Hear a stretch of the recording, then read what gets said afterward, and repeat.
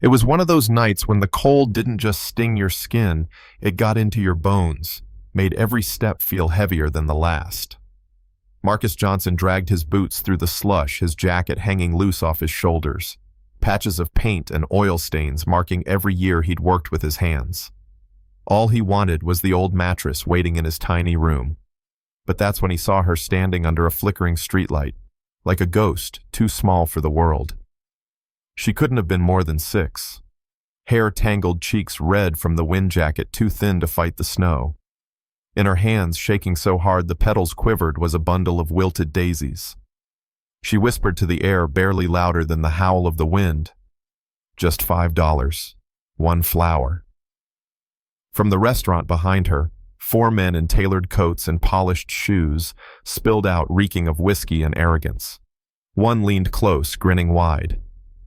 "You call those flowers?" His voice cut sharp, cruel.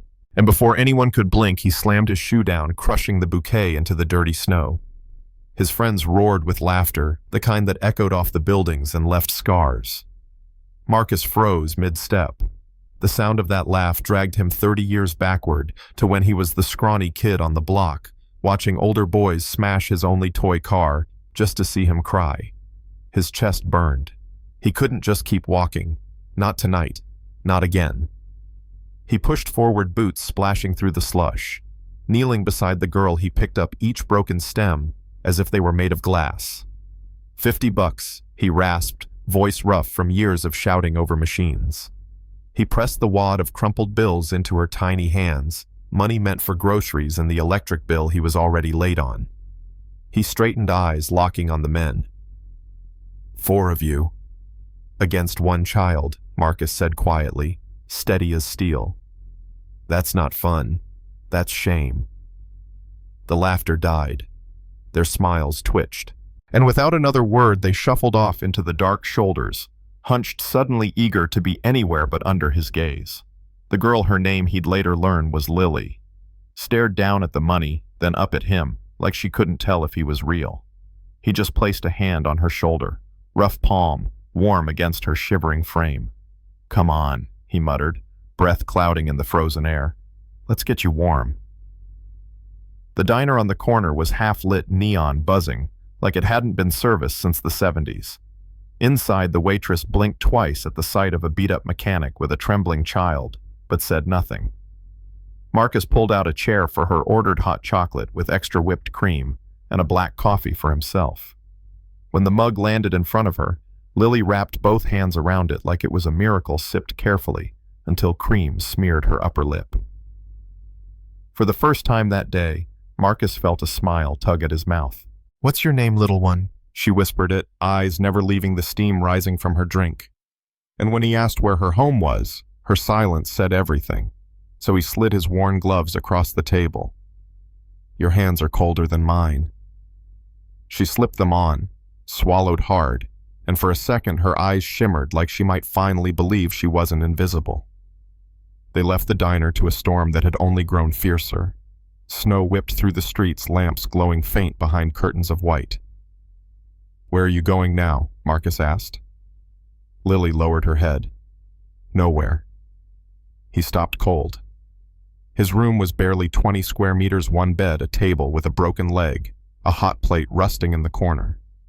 Taking her in meant more mouths than money. But he remembered nights under overpasses, frost in his hair, no one coming back for him.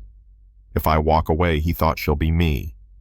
So he knelt down, voice gentler than it had been in years. "Hey, want to come with me? Just for tonight until the storm passes. You don't have to be cold anymore."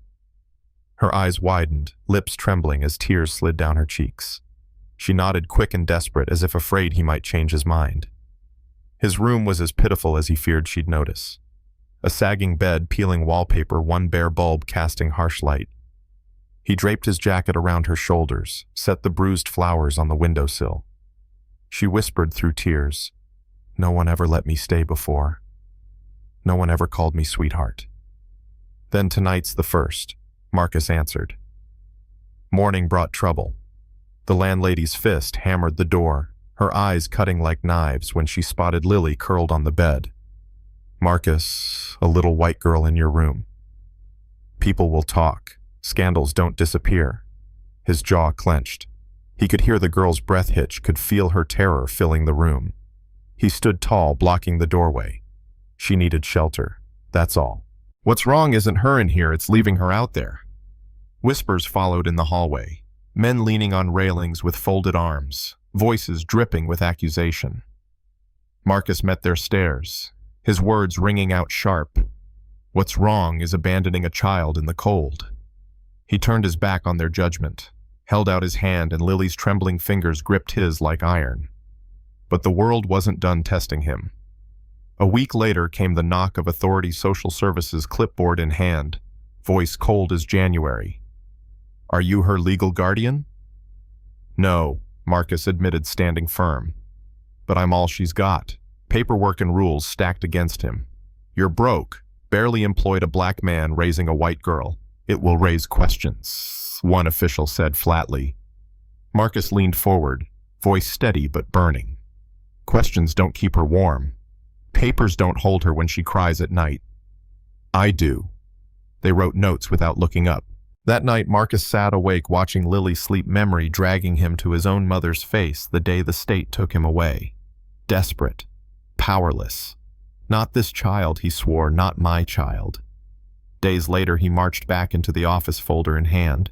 Pay stubs from odd jobs, letters from neighbors, every crumpled bill of his savings.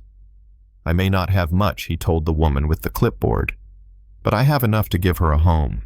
Ask anyone, she's safe with me. It wasn't sympathy he saw in her eyes, but something softened. We'll see, she said quietly. Walking home through icy streets, Lily looked up at him, voice small. Am I really staying with you? Marcus stopped, bent down, breath hanging in the cold.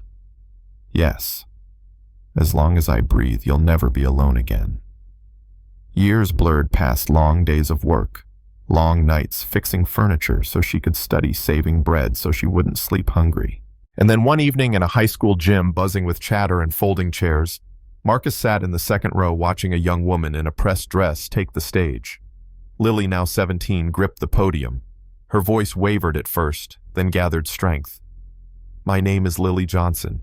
I stand here today not just because of what I've done, but because of what was given to me. There was a time I thought no one wanted me. I was just a girl on the street, cold and forgotten. But someone with nothing but tired hands and a stubborn heart, looked at me and said, "You're safe here." That man is my father. His name is Marcus Johnson. The room fell silent. Then applause thundered, rising until the walls shook. Marcus bowed his head, shoulders trembling, years of suspicion and whispers melting under her words. When the ceremony ended, Lily ran through the crowd straight into his arms. Thank you, she whispered. He held her tight, voice breaking. No, thank you for letting me be your father. The storm that had brought them together years ago still lived outside in the world. Judgment, prejudice, questions that never stopped. But inside that embrace, none of it mattered. They had built a family out of nothing but choice and love. And that's where the story rests. Or maybe where it begins. Some people would still say he had no right, that the system was correct, that love wasn't enough without paper to prove it. But others would argue that on a freezing night, one man's decision to stay changed two lives forever. So tell me, what do you believe is family, about blood or about the promises we choose to keep? Drop your thoughts in the comments. And if this story stirred something in you, hit that like button, subscribe, and share it, because sometimes the world needs reminding that the smallest act of kindness can rewrite an entire life.